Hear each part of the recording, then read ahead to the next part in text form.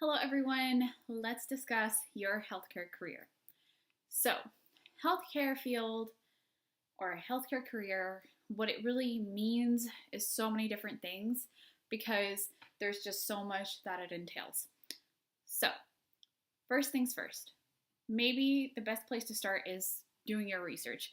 You want to go ahead and Google something, whatever you might be interested in, nursing, optometry, pharmacy, med school, whatever it is, go ahead and Google it, read some articles on it, get some other opinions on it, and see how it aligns with who you are and if it really fits who you want to be in the future.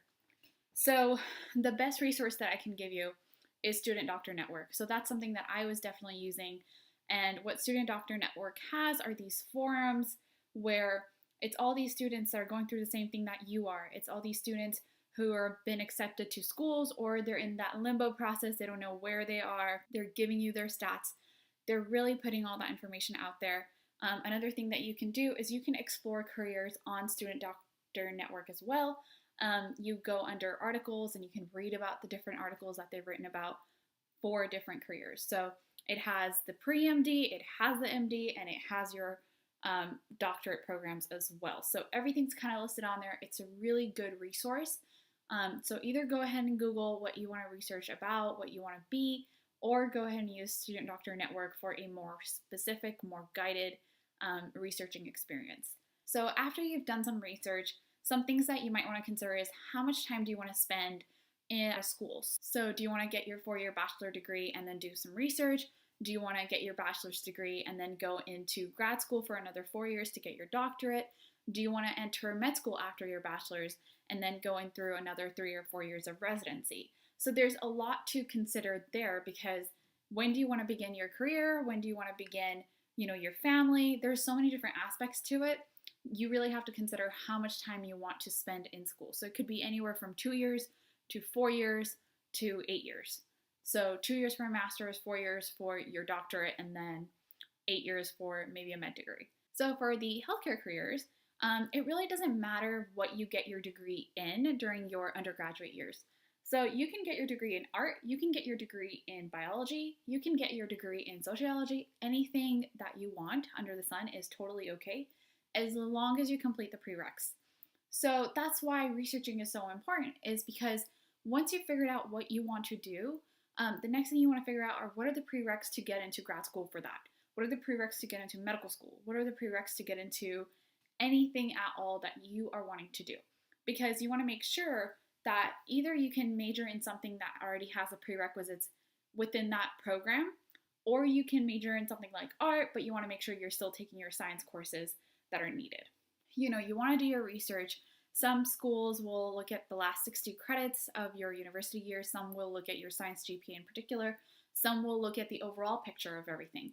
So you want to do your research. You want to make sure that you can be the best candidate for that career and for that school that you need to get into. Going off of the not needing to major in a biology or a chemistry aspect, you can major in anything, like I said before, but you have to make sure that you get your prereqs. You also have to make sure that you are trying your hardest in those prereqs because you want to make sure that you get A's and only A's or some B's. You don't really want to see any C's there. You definitely don't want to see any D's or F's.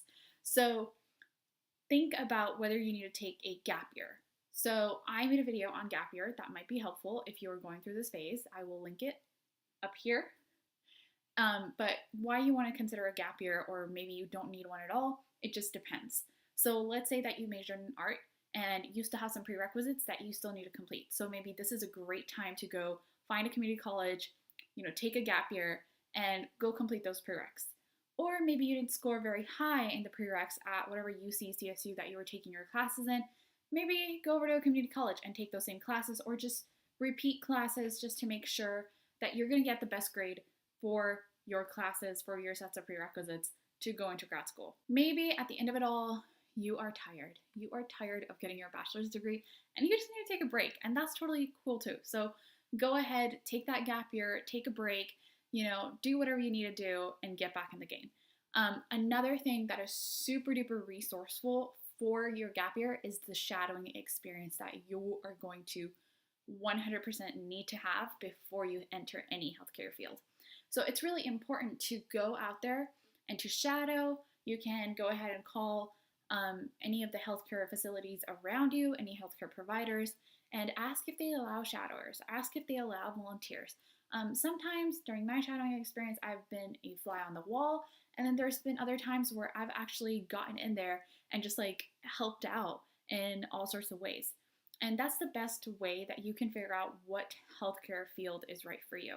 When you're shadowing, when you are right there in the action, you're with the patient, you're with the provider, you are looking at everything the way that it's supposed to be. It's very, very professional, or it's maybe not as professional. It's really just dependent on what you're shadowing, where you're shadowing, who you're shadowing with, and try to figure out what you like. Maybe one practitioner works in a different way than the other practitioner and what you want to do with it.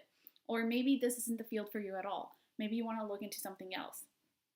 There are so many fields in healthcare that this is a very big subject. This is a very, very big part of our lives because, children need healthcare, middle-aged adult needs healthcare, geriatric patients, like there's so many different things.